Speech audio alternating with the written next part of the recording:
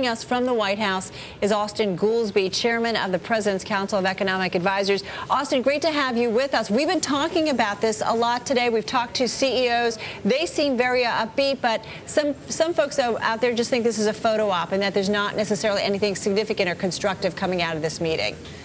Well, there weren't any photos in the meeting, so it's hard to see it as a photo op. It was a very substantive, structured discussion.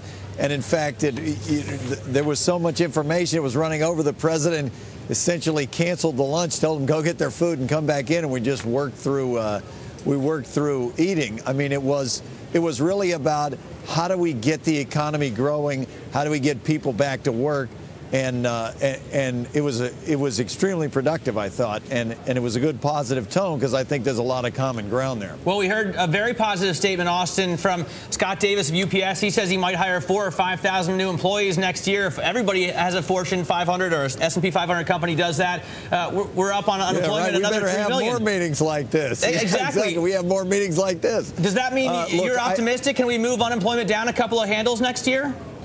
You know, there's official forecasts. You're never going to see me get off of that. But I think what I noted coming out of this meeting was there was more optimism. The BRT, you probably saw, has done a survey, and CEOs you saw 80% of them saying they thought their sales were going to go up this year. You had almost half of them saying they thought they were going to start hiring in the U.S.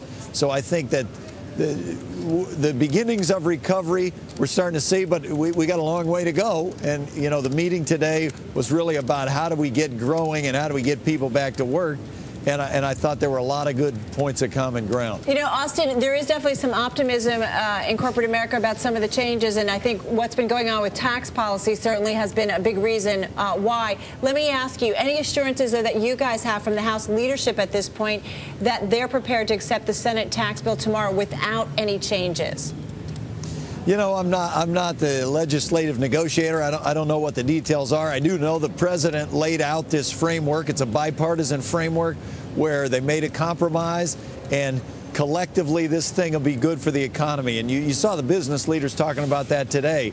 They liked having the certainty, but also there's incentives for investment. There's incentives for working families. Right. There's incentives for education, you know, kind of broad-based incentives there, and they thought that was important, especially, you know, you got the holidays coming up so soon. What about incentives for hiring? I mean, did you think about a payroll tax holiday on the employer side as well? Well, you're talking about back when we were negotiating the framework, or in the session today? Well, I was talking about back then, but I mean, is it a possibility going forward? Do you do something that makes it easier or cheaper for companies, for Scott Davis to hire more employees, or is it too tough because you're worried they'll game the system?